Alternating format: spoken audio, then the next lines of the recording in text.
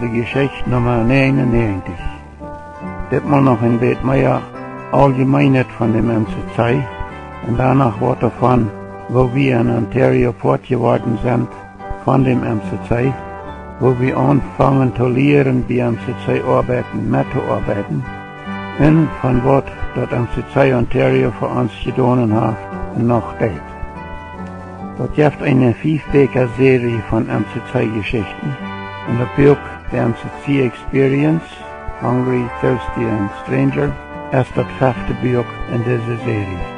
Und an dem Vorwort von diesem Buch sagen die Schreiber 1988 so eine Dinge aus Mennonite Central Committee oder MCC ist eine große Organisation mit 1000 Arbeiter, 10.000 Portit freiwillige Arbeiter und 10.000 gewesene Arbeiter. Das sind 50 MCC-Programms in 50 Ländern und das MCC hat 1988 ein Budget von $33 Millionen. Von der im Jahr 2005, das heißt in ihrem 2004-2005 Geschäftsjahr, hat MCC 784 Arbeiter in 52 Ländern. Mit den lokalen MCC-Arbeiter top wären dort 1101 Arbeiter.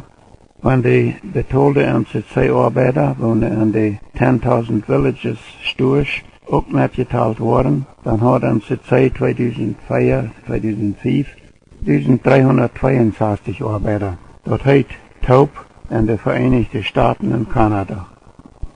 Der totale MCC-Einnahmen im letzten Geschäftsjahr wird $93.988.000 kanadische Dollar oder $84.738.000 US-Dollar.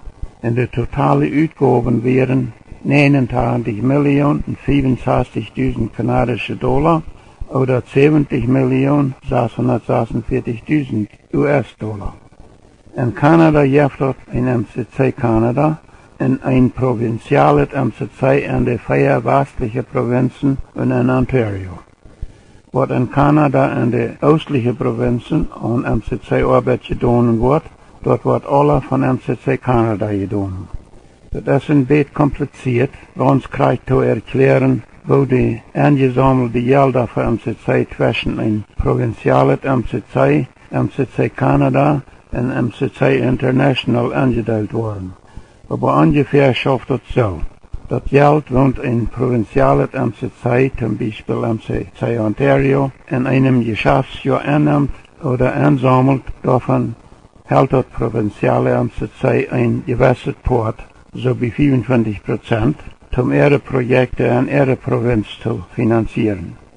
Und das ewige Geld schickt jeder provinziale MCC nur MCC Kanada. Und MCC Kanada hält dann ein gewisses Port von all diesen Geldern, so wie 12%, um ihre Projekte in Kanada zu finanzieren. Und dann schickt MCC Kanada dort noch ewige Geld nur dem MCC International in Akron, Pennsylvania, von wo all die MCC-Arbeit in 52 Ländern kontrolliert und finanziert worden. Angesammelte MCC-Gelder für bestimmte Zwecke, so als zum Beispiel für Tsunami Relief oder Meat Canning und so weiter, die wurden selbstverständlicherweise ganz dort gebracht, wozu die angesammelt worden sind. Wir haben nochmal von einem sehr kleinen Port von der sehr großen MCC-Arbeit geredet. Aber ich glaube, wir haben so viel davon geredet, dass wir alle verstehen, dass das MCC nicht eine Kirche oder eine Konferenz von Kirchen ist. Wir wissen nun alle, dass das MCC die viele Kirchen eher arm ist, zum Top verschiedene Orten von Notlinderungsarbeiten daunen in dieser Welt, wo Erdbeben, Orkans, Hurricanes und verschiedene extreme Wetterverhältnisse, Kirchenrevolutionen, immer noch vernichtender wirken, wodurch der Lebenslauf von Millionen von Menschen immer noch mehr Not erfahren. Und nun wollen wir uns noch Wort davon vertellen, was das MCC für unsere Mennoniten Ontario getan hat und von wo und wodurch wir auch ein Port von dem MCC geworden sind. Aber erst noch Wort davon, wodurch so viele von uns, die wir in Mexiko und andere lateinamerikanische Länder geboren sind, haben kanadische Papieren merken gekonnt. Das wird für viele von uns vielleicht schwer zu verstehen sein, wenn wir hier versägen wollen, all die komplizierte Einzelheiten von den Citizenship-Gesetzen oder Regeln zu erklären, ohne dort für so viele von uns möglich gemerkt haben, unsere kanadische Papieren zu merken. Denn die haben erstens mal viel damit zu tun, auf die Eltern, wo sich in Mexiko vor 1936 befreit haben, ihre Treuhandlung auch an einem Registro Civil Büro haben vor sich merken gelassen oder nicht. Und die haben noch viel damit zu tun, wenn nicht beide Eltern in Kanada geboren sind, ob das dann die Mutter oder die Vater ist, die in Kanada geboren ist und so weiter und so weiter. Aber was dort für die meisten von uns möglich gemerkt hat, kanadische Papieren merken zu können, davon will ich nicht kurz verfort was sagen. Wir haben einmal davon geredet, dass einige urkolonische Leiter dort 1934, 36 angesehen haben, und besonders später Johann bei Waut von Durango, dass die Mennoniten in Mexiko staatenlos, dort ohne Staatsangehörigkeit wären, und dort das verhängnisvoll worden kann. Und wir haben dann auch all gesagt, dass von dort an einzelne Vaters dort für ihre Kinder vor sich merken leiten, dass sie British Subject Canadians wären, dass sie ihre Certificate of Retention of Canadian Citizenship kriegen. Und wir haben auch einmal gesagt, dass besonders von den bütergewöhnlich 3 Jahren in Mexiko, von 1950 bis 1954 an, immer noch mehr Urkolonie und Sommerfelder junge Eltern in Mexiko sich ihre Certificate of Retention of Canadian Citizenship besorgten.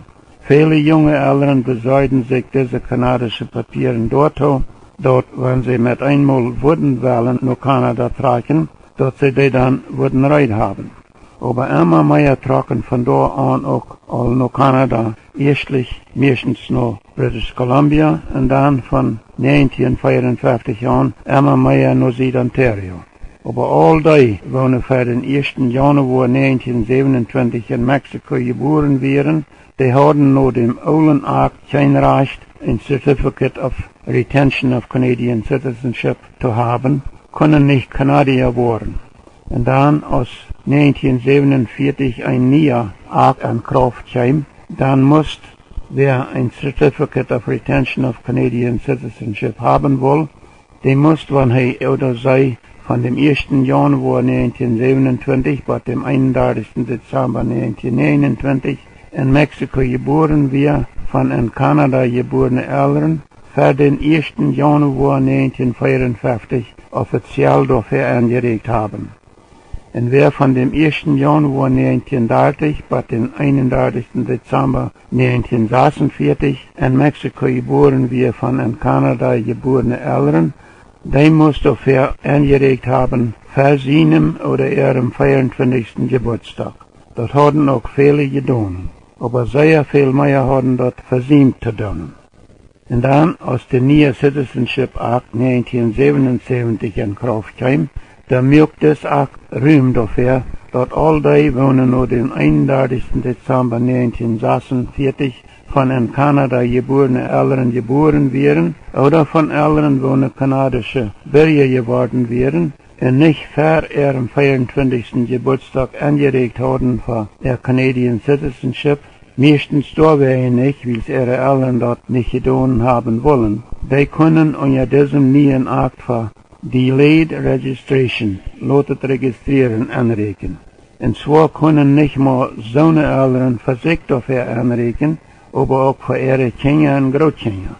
Als das ist zu tun ging, dann deuten sehr viele Eltern dort.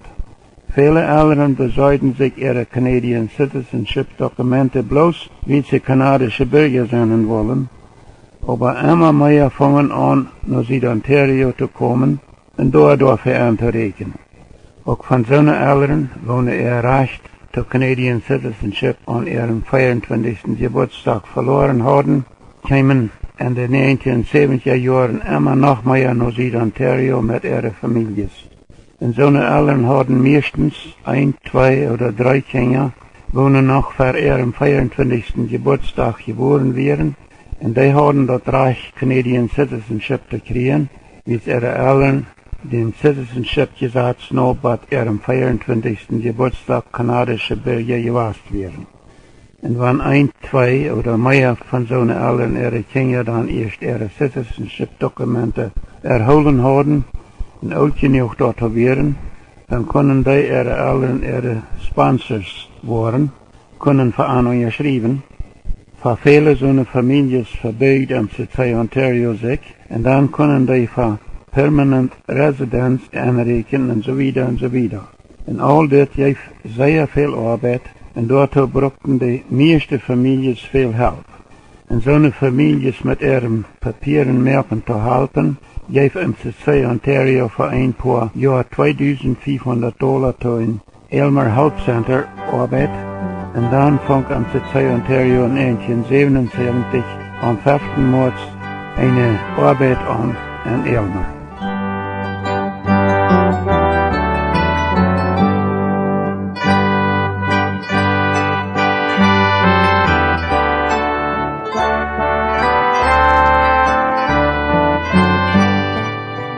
Der erste MCC-Arbeiter in der Aylmer Office war Prediger David Friesen.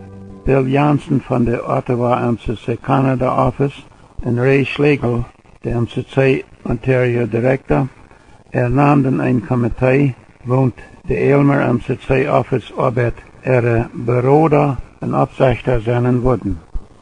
Die Glieder von diesem Komitee waren altkolnische Vorsteher von Aylmer, Walsingham, Wheatley und St. Jacobs und Vertreter von den Sommerfelder, IMC und IMC-Gemeinden und ein Vertreter von den Leamington-Gemeinden. Bill Jansen war vor vielen Jahren Vorsitter und Ray Schlegel schrieb die Protokolle. Das Komitee ernommen wir Ontario Mennonite Immigrant Advisory Committee oder kurz OMIAC. Dort hielt ihre erste Meeting am 7. Januar 1977. Durch das Komitee kam dort in Süd-Ontario all einige Monate zu einem Anfang von Taubarbeiten, noch eher wie nur Aylmer gekommen wären. Als Prediger David Friesen 1980 seinen Dienst aufsieht, dann überredet Bill Jansen mich, nach Ontario zu kommen und diese MCC-Arbeit an Aylmer zu übernehmen. Ich kann noch sehr viel von meiner Citizenship und Immigration Arbeit vertellen. Aber ich will dort bloß noch sagen, dass mir diese Arbeit sehr gut gegangen hat und dass ich mit den London und Windsor Citizenship und Immigration Officials ein sehr gutes Arbeitsverhältnis gehabt habe und dass ich bei dieser Arbeit viel gelehrt habe und sehr gesegnet worden bin.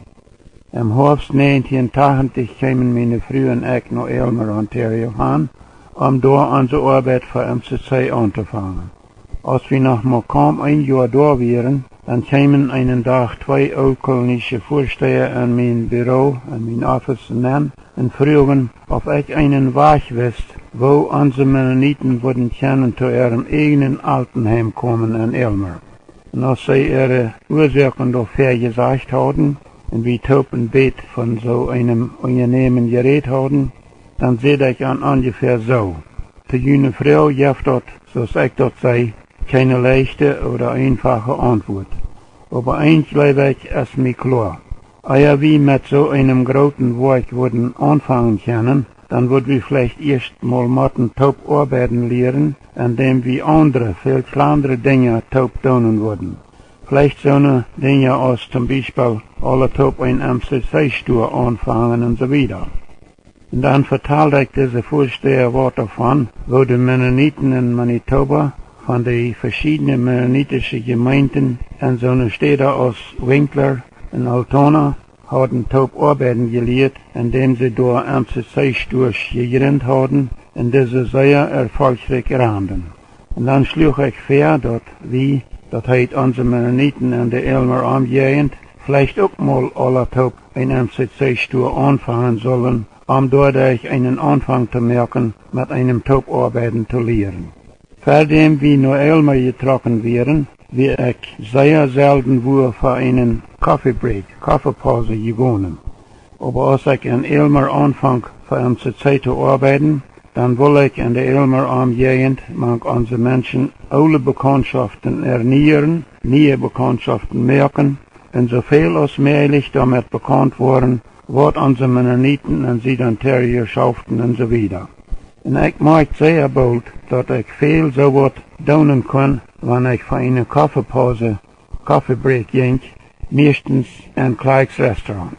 Da wären immer alle Bekannte und da kann ich in kurzer Zeit viele neue Bekanntschaften merken. Und da kann ich auch vieles erfahren von was unsere Lied an der ganzen Gegend schafften. Und bei so einer Kaffeepausen gibt dort auch manchmal allerhand Spaß. An einem von meinen ersten Tagen in Elmer kam ich in ein kleines Restaurant für meine Kaffeepause und sah mir an einen Tisch an, wo 3 von meinen altbekannten Freunden saßen. Einer von diesen war mein Freund Johann Harms. Und Harms sagt kurz zu mir, ich habe auch noch eine Part-Zeit Arbeit, Part-Time Job. Und ich frug ihm natürlicherweise, was ist dann deine Arbeit? Und er sagt ganz ernst, so dass das mal Johann Harms sein kann. Ich do destern. Aber dann, um mich nicht am Dienstern zu lassen, über was er damit meint, sagt er kriegt so ernst, ich komme hier jeden Tag bei Kleiks Kaffee zu setzen, und das ist mein Part-Time-Job. Nachdem ich mit der oldkolonischen Vorsteher, Bill Siemens und Isaac Harder Taub davon geredet habe, dass wir in Elmer vielleicht mal sollen ein MCC-Stur anfangen, und dort ich alle Taub was lernen lehren, dann versuchte ich bei meinen Kaffeepausen so bei an, rüberfeilen, auf man unsere Menschen wird Interesse zu finden sein für so ein Taubarbeiten. Und dann im Frühjahr 1982, nachdem ich am Kaffeetisch all etliche Monaten lang immer weiter so ein Bett damit gepocht oder geprolt hat, wieviel Geld aus dem MCC-Stur Taubarbeiten rüberkam, in Winkler und Altona, dann deed ich dort an einen Tag weiter so. Und ditmal seht ein Bruder ungefähr so. Na George oder na Jet, wanneer wirst du mal abhören mit bloß immer pochen mit was wir hier tun können? Wanneer wirst du mal was damit tun? Und dit rucks mich so ein Bett. Ich wüsste für einen Moment nicht kriegt, was ich zu so eine Frau sagen soll. Aber dann seht ich doch bald ungefähr so. Die Frau ist nicht, was ich damit tun war. Denn ich allein war nicht tun. Aber die Frau ist vielleicht, was wie Feiermänner, die wir hier an diesem Tisch sitzen, damit tun waren, und dann noch viele andere. Mal, wenn dort viele von uns wirklich wollen, dass wir hier mit einem MCC-Stur anfangen, kann dort zu so einem Anfang kommen. Diese starke Rückforderung von einem von meinen Freunden hat mich aber doch so ein Bett abgeweicht. Nachdem ich ein paar Tage darüber neu gedacht habe, dann brachte ich den Mut ab, oder dann werde ich dort im Juni 1982 mal ein paar Lied von den verschiedenen Kirchen oder Gemeinden top zu kriegen und mal rüberfeilen auf in all unsere Gemeinden, Oldkolonie, Sommerfelder, IMCA und IMCA genug Interesse sein kann für so einem Anfang mit einem Taubarbeiten. Auf unser Lied wirklich Taub in MCC-Stur in Elmer würden anfangen wollen. Aber hier muss wir für das Mal weiter auftreten. Nächstes Mal noch mehr von unseren Taubarbeiten lehren in Elmer, indem wir durch den 1982 Sommer planen, an ein MCC-Stur anfangen und an zum ersten Mal die Gastgeber, der Host, zu sein für die MCC Ontario Annual Meeting in Elmer. But nächstes Mal, it's George Rumpel.